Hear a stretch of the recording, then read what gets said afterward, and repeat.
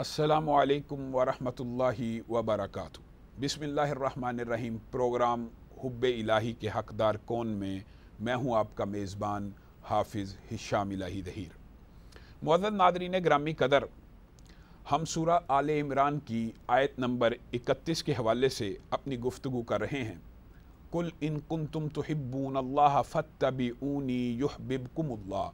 اس آیت کے مختلف اینگلز، مختلف جہات کا ہم آپ کے سامنے تذکرہ کر رہے ہیں۔ اس آیت کے اندر نبی کریم صلی اللہ علیہ وسلم کی پیروی، اتباع ہی کو اللہ رب العزت کی محبت حاصل کرنے کا ایک بہت بڑا بنیادی سبب بیان کیا گیا، اور اسی طرح کی آیتیں قرآن پاک میں دیگر جگہ پہ بھی موجود ہیں۔ وَمَن يُطِعِ الرَّسُولَ فَقَدْ أَطَاعَ اللَّهَ۔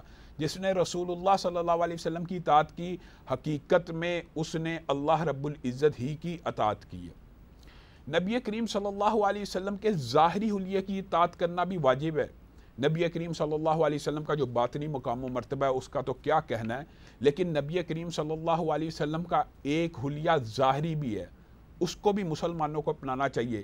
اتباع کا مفہوم یہ نہیں ہے کہ صرف رسول اللہ صلی اللہ علیہ وسلم کے احکامات کو اپنایا جائے، بلکہ رسول اللہ صلی اللہ علیہ وسلم کی چال کو، ڈھال کو، نشست کو، برخاست کو، حدیث کو، تقریر کو، ہر چیز کو اپنا لیا جائے۔ اور رسول اللہ صلی اللہ علیہ وسلم کی بات آئی ہے سیرت کی، تو آپ کا جو ظاہری حلیہ ہے اس کا بھی ایک ویٹیج ہے۔ اور نبی کریم صلی اللہ علیہ وسلم کی محبت کا ایک بہت بڑا تقاضا پتہ کیا ہے کہ جو بندہ نبی کریم صلی اللہ علیہ وسلم سے محبت کرتا ہے، اور حقیقت میں اگر آپ، یہ عام فہم بات ہے، نبی کریم اللہ رب العزت کے محبوب بندوں میں سے ہیں، اگر ہم نبی کریم صلی اللہ علیہ وسلم کی نعت بیان کریں گے، لا محالہ اللہ رب العزت کی محبت بھی ہمیں حاصل ہوگی۔ اور یہ بات میں اپنی طرف سے نہیں کہہ رہا۔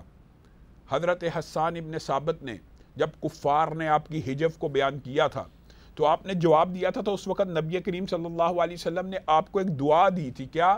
اللہم ایدہ بروح القدس، اللہ اس کی جبریل امین کے ذریعے مدد فرما۔ اب جس کی مدد جبریل امین کے ذریعے ہو رہی ہو، اور کس بات پہ ہو رہی ہے؟ صرف نبی کریم صلی اللہ علیہ وسلم کی نعت کہنے پہ، سیرت بیان کرنے پہ بھی انسان اللہ رب العزت کا محبوب بندہ بن جاتا ہے۔ اور انہوں نے نعت کہی تو کیا کہی؟ وَأَحْسَنَ مِنْكَ لَمْ تَرَ قَطُّ عَيْنِي وَأَجْمَلَ مِنْكَ لَمْ تَلِدِ النِّسَاءُ خُلِقْتَ مُبَرَّأً مِنْ كُلِّ عَيْبٍ كَأَنَّكَ قَدْ خُلِقْتَ كَمَا تَشَاءُ۔ آقا آپ اتنے خوبصورت ہیں، آپ اتنے حسین ہیں کہ کسی آنکھ نے ایسا حسین دیکھا ہی نہیں۔ آپ اتنے جمیل ہیں کہ کسی ماں نے ایسا جمیل جنا ہی نہیں۔ اور مجھے محسوس ہوتا ہے کہ یوم تخلیق کے دن آپ اللہ رب العزت کی بارگاہ میں کھڑے تھے اور اللہ رب العزت کو کہہ رہے تھے، اے میرے پیارے رب، مجھ کو ایسا بنا، مجھ کو ایسا بنا۔ آپ کہتے چلے گئے اور رب بناتا چلا گیا۔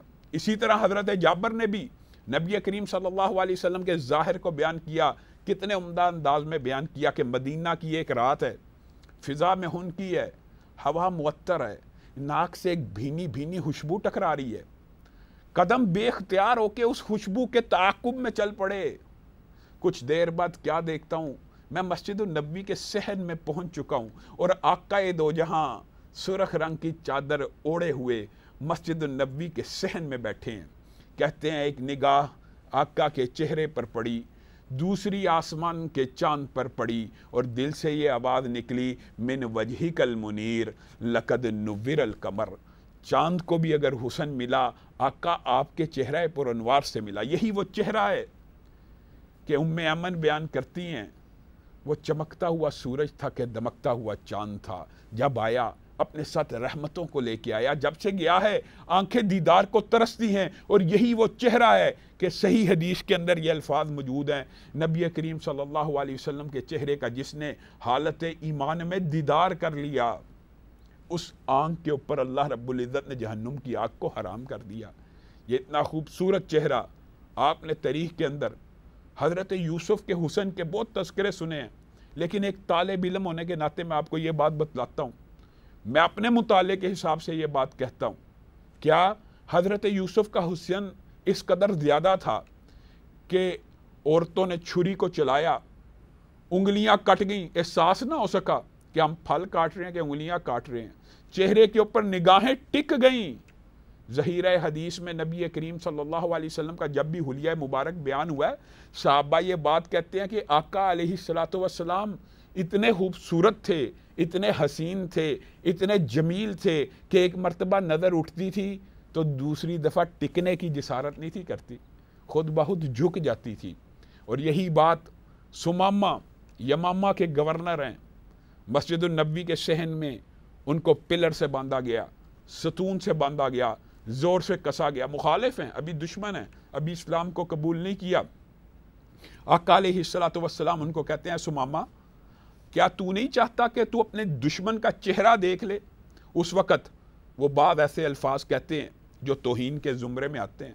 حضرت عمر کے ہاتھ کانپنا شروع ہو جاتے ہیں تلوار کے اوپر کہ ابھی حکم میں رسول آ جائے، اس گستاخ کی گردن کو کاٹ دیا جائے۔ لیکن آقا علیہ الصلوۃ والسلام جو سراپا رحم ہیں کہتے ہیں اس کو چھوڑ دیا جائے۔ اب سمامہ خود بیان کرتے ہیں میرے دل میں یہ خیال آیا نبی یہ محترم میرے سے کوئی اتنا بڑا مطالبہ تو نہیں تھے کر رہے، صرف یہی کہہ رہے تھے نا کہ میرا چہرہ نہیں دیکھنا چاہتا اور مجھے دیکھنا نہیں چاہتا، اپنے دشمن کی شناخت نہیں کرنا چاہتا، اپنے دشمن کی پہچان نہیں رکھنا چاہتا۔ کہا دل میں یہ خیال آیا ایک نظر اگر چہرے پہ ڈل بھی جائے تو کون سی آفت آ جائے گی، کون سی قیامت آ جائے گی۔ بس یہ وہ ٹرننگ پوائنٹ تھا، یہ وہ لمحہ تھا۔ سمامہ کی نظر نبی کریم صلی اللہ علیہ وسلم کے چہرے پر پڑی۔ اللہ کی قسم عرب شعراء نے اسی لیے کہا تھا یہ چہرہ اتنا خوبصورت ہے کہ یہ کسی جھوٹے کا چہرہ نہیں ہو سکتا۔ سمامہ کہتے ہیں اب چہرہ دیکھا ہے، قدم آزادی مل گئی ہے، پروانہ مل گیا ہے، اب قدم مدینہ کی سرحدوں کی طرف جا رہے ہیں۔ کہا جس تیزی سے مدینہ کی سرحدوں کی طرف گیا تھا دگنی رفتار سے سرحدوں سے واپس آیا۔ آقا نے کیا ہوا؟ سمامہ کیوں لوٹ آئے ہو؟ ہم نے تو تمہیں آزاد کر دیا۔ سمامہ نے جواب دیا آقا اپنا بنا کے چھوڑ دیا، کیا اسیری ہے کیا رہائی ہے۔ آقا جب سے آپ کے چہرے کو دیکھا ہے دل بے تاب ہے، صرف آپ کے چہرہ پر نور کو دیکھ کر اسلام کو قبول کرتا ہوں۔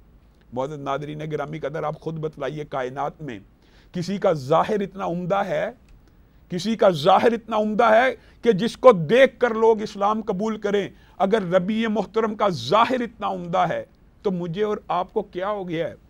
ہم ان کی ظاہر کی پیروی نہیں کرتے۔ اللہ کی قسم کائنات کا سب سے زیادہ حسین چہرہ داڑھی سے مزین تھا۔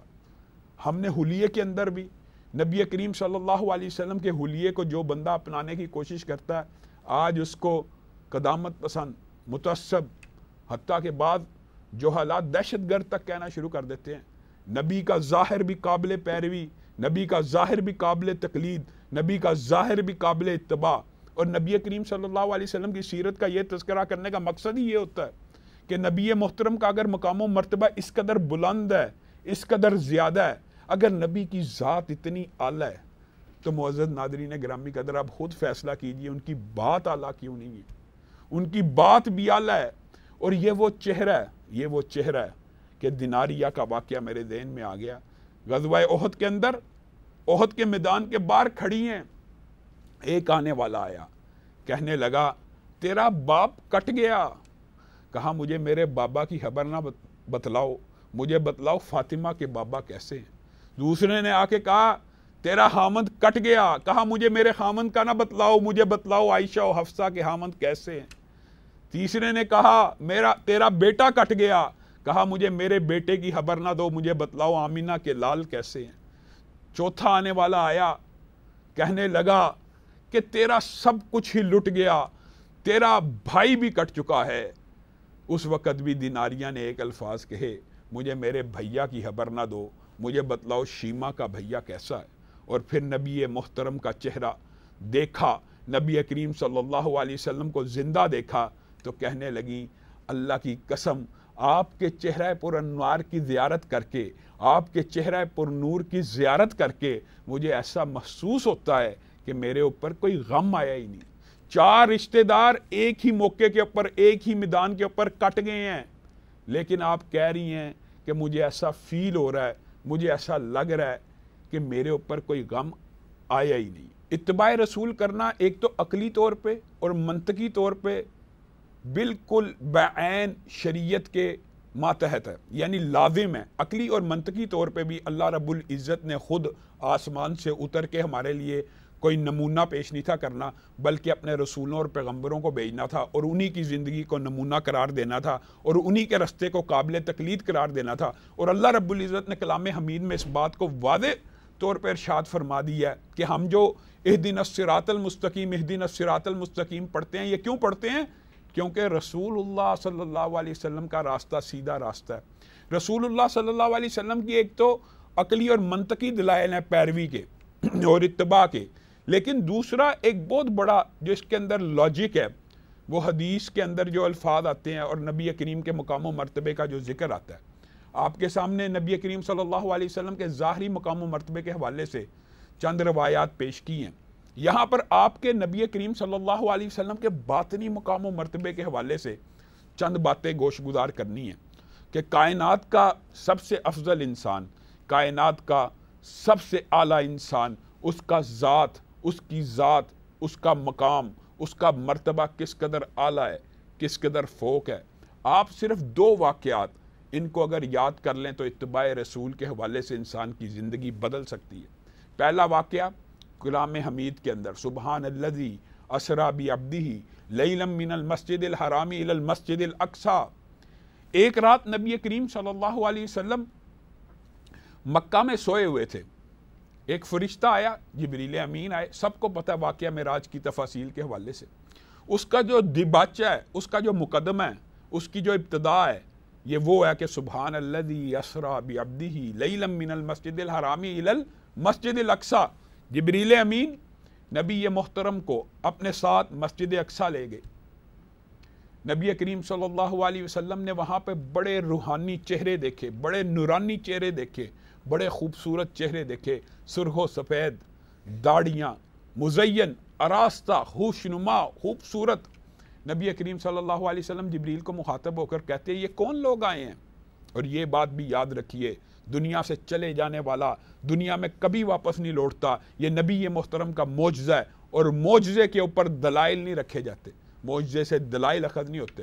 اگر معجزوں کو دلیل بنا دیا جائے تو پھر تو مردہ بھی حضرت عیسیٰ کے دور میں زندہ ہوئے وغیرہ، یہ ایک الگ بحث ہے۔ نبی کریم صلی اللہ علیہ وسلم نے جبریل امین سے پوچھا یہ کون لوگ آئے ہیں؟ جبریل امین نے کہا آدم سے لے کر عیسیٰ تک جتنے پیغمبر اللہ رب العزت نے دنیا میں بھیجے تھے، آج سب کو دوبارہ نازل کیا گیا۔ نبی کریم صلی اللہ علیہ وسلم کو بڑی خوشگوار حیرت ہوئی، کہنے لگے یہ کس لیے آئے ہیں؟ تو جبریل امین نے کہا یہ نماز کو ادا کرنے کے لیے آئے ہیں۔ نبی محترم نے کہا یہ نماز کو ادا کیوں نہیں کر رہے؟ اگر نماز کو ادا کرنے کے لیے آئے ہیں تو جبریل امین نے کہا ان کو اپنے امام کا انتظار ہے۔ تو نبی کریم صلی اللہ علیہ وسلم نے جبریل امین سے پوچھا ان کا امام کون ہے؟ تو جبریل امین نے نبی کریم صلی اللہ علیہ وسلم کے کاندھہ اقدس پہ اپنے ہاتھوں کو رکھا اور 1,24,000 کم و بیش انبیاء کے مصلی امامت پہ کھڑا کر دیا۔ معزز ناظرین گرامی قدر، یہ رسول، یہ پیغمبر، کیا اس کی بات کو چھوڑ دیا جائے؟ کیا ان کی بات کو قابل تقلید نہ سمجھا جائے؟ کیا ان کی حدیث کو اتباع، ان کی حدیث کو نہ مانا جائے؟ کیا اس سے بلند مقام کوئی ہے جس کی بات ہم مانیں؟ اگر رسول اللہ صلی اللہ علیہ وسلم آپ کا اور میرا عقیدہ ہے سارے پیغمبروں کے، سارے نبیوں کے، سارے رسولوں کے امام ہیں، اور جن کے ہاتھ میں قیامت کے دن لوائے حمد ہوگا، جو شفاعت کریں گے، جو جنت کا دروازہ کھلوائیں گے، جو اپنی امت کے لیے اس دن امتی امتی کہہ رہے ہوں گے، اگر میں اور آپ ہی ان سے غداری کر دیں، اگر میں اور آپ ہی ان کی بات نہ مانیں، تو پھر ہم قیامت کے دن اللہ اور اس کے رسول کو کیا منہ دکھائیں گے؟ نبی کریم صلی اللہ علیہ وسلم کی صحیح حدیث ہے، ہر میرا امتی جنت میں داخل ہو جائے گا، ہر میرا امتی جنت میں داخل ہو جائے گا، الا من ابا، مگر جو انکار کر دے۔ صحابہ نے پوچھا جنت میں جانے سے بھی کیا کوئی شخص انکار کر سکتا ہے؟ کیا جنت میں جانے سے بھی انکار ہو سکتا ہے؟ نبی کریم صلی اللہ علیہ وسلم نے کہا ہاں انکار ہو سکتا ہے۔ کہا وہ انکار کیا ہے؟ نبی کریم نے کہا جس نے میری اطاعت کی، جس نے میری پیروی کی، وہ جنت میں داخل ہو جائے گا، اور جو میری بتلائی ہوئی باتوں کو، میری حدیثوں کا تمسخر اڑائے گا، میری باتوں کو قبول نہیں کرے گا، وہ جنت میں داخل ہونے کا انکار کر دے گا۔ اتباع رسول اتنا اہم ہے۔ یہ واقعہ تو پیغمبروں کے حوالے سے ہے۔ اور دوسرا ایک واقعہ آپ کے سامنے رکھتا ہوں نبی محترم کی اتباع کے حوالے سے میرے اور آپ کے لیے مشعل راہ ہے۔ اگرچہ اس روایت کے اندر کچھ ضعف موجود ہے، لیکن مفہوماً یہ روایت بالکل درست ہے۔ کیا روایت ہے؟ نبی کریم ابھی چھوٹے سے بچے تھے، کم عمر تھے، 5 سال کے قریب آپ کی عمر تھی۔ آسمان سے 2 فرشتے نازل ہوئے، ایک نے کہا ہوا کیا یہ وہی ہے؟ دوسرے نے کہا نام ہوا یہاں یہ وہی ہے جس کے آسمانوں پہ بڑے چرچے ہیں، جس کے آسمانوں پہ بڑے تذکرے ہیں، جس کے باطنی مقام و مرتبے کی گونج آسمانوں تک پہنچ چکی ہے۔ کہا اس کو تول لو، اس کا ذرا وزن کرو، اس کا ذرا وزن کا حساب کتاب لگائیں۔ نبی کریم صلی اللہ علیہ وسلم کو آدم کے ایک بیٹے کے ساتھ تولا گیا۔ نبی محترم کا پلڑا بھاری ہو گیا، انہوں نے کہا 1 سے نہ تولو، 10 سے تولو، 20 سے تولو، 100 سے تولو، 1000 سے تولو، 1,00,000 سے تولو۔ نبی محترم کو 1,00,000 انسانوں سے تولا گیا۔ نبی محترم کا پلڑا بھاری ہو گیا، انہوں نے کہا ایسے نہیں تول سکتا، 1 کروڑ سے تولو، 10 کروڑ سے تولو، 1 ارب سے تولو، 10 ارب سے تولو۔ نبی محترم کو 10 ارب انسانوں سے تولا گیا، نبی محترم کا پلڑا بھاری ہو گیا۔ انہوں نے کہا ان کا وزن، اس کا ادراک اور شعور ہم کر ہی نہیں سکتے، ان کے مقام و مرتبے کا ہم اندازہ لگا ہی نہیں سکتے۔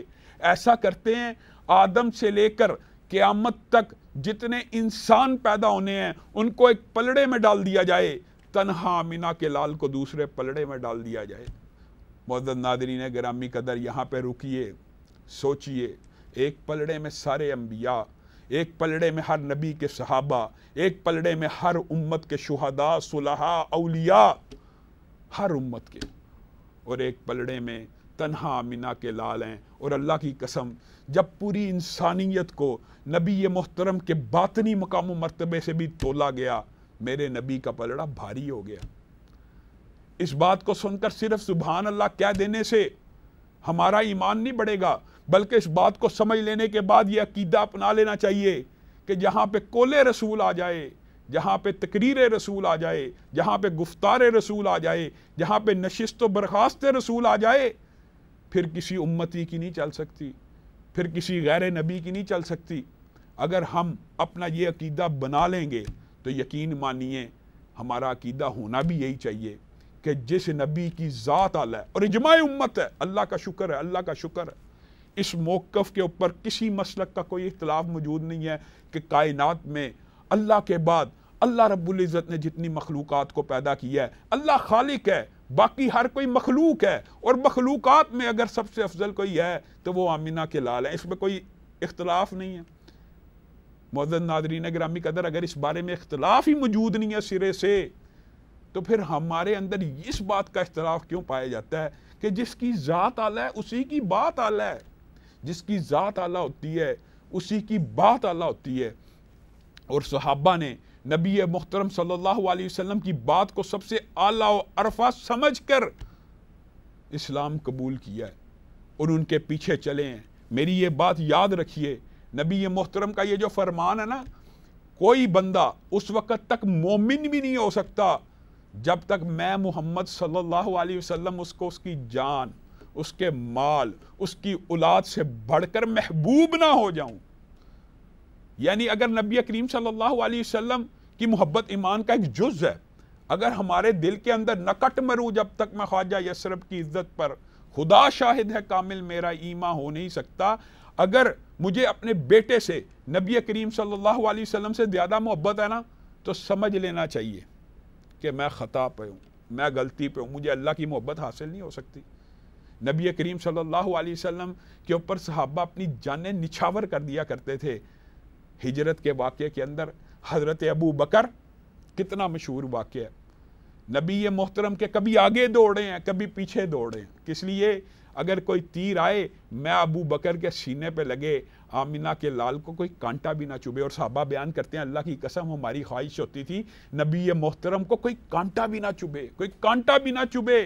اور نبی محترم کا اس طرح احترام کیا کرتے تھے، اتنی محبت کیا کرتے تھے، اتنی پیروی اور اطاعت کیا کرتے تھے۔ اس حوالے سے چند واقعات آپ کے سامنے پہلے رکھ چکا ہوں، لیکن نبی کریم سے جو والہانہ محبت کرنے سے اللہ کی محبت حاصل ہوتی ہے نا، نبی کریم جب وضو کر لیا کرتے تھے نا، صحیح سند کے ساتھ روایات موجود ہیں، صحابہ آپ کا بچا ہوا پانی استعمال کر لیا کرتے تھے، اپنے چہرے پہ مل لیا کرتے تھے، اپنے جسموں پہ مل لیا کرتے تھے۔ ایمن آپ صلی اللہ علیہ وسلم کا خوشبودار پسینہ اکٹھا کیا کرتی تھی، اور اکٹھا کر کے انہوں نے ایک شیشی بنائی ہوئی تھی، اور وہ شیشی کہتی تھی دنیا کی بہترین پرفیوم ہے۔ اور حضرت ابو بکر غار سور کے اندر نبی محترم کو تکلیف دینا اتنے بھی نہیں چاہتے کہ میں پاؤں ہی ہلا دوں۔ بعض روایات اگرچہ ان میں ضعف موجود ہے، حضرت ابو بکر کو بچھو نے کاٹا، سانپ نے کاٹا، حضرت ابو بکر نے اپنے قدموں کو نہیں ہلایا کہ آمینہ کے لال کا سر میری گود میں ہے، وہ اٹھ نہ جائیں۔ ہاں، آنسو ٹپکے، تکلیف سے نبی محترم کے چہرے پہ گرے تو نبی کریم خود بخود بیدار ہو گئے۔ تو معزز ناظرین گرامی قدر، اتباع رسول آج کے موضوع کا، آج کا جو آپ کے سامنے ٹاپک رکھا ہے، آج کی جو جہت رکھی ہے، اس کا خلاصہ یہ ہے، ان کنتم تحبون اللہ فاتبعونی یحببکم اللہ۔ اگر تم چاہتے ہو اللہ تم سے محبت کرے تو رسول اللہ صلی اللہ علیہ وسلم کی ذات کی پیروی کرو، رسول اللہ صلی اللہ علیہ وسلم سے محبت کرو۔ معزز ناظرین گرامی قدر، یہاں پہ ہم لیتے ہیں آج کے پروگرام سے آپ سے اجازت۔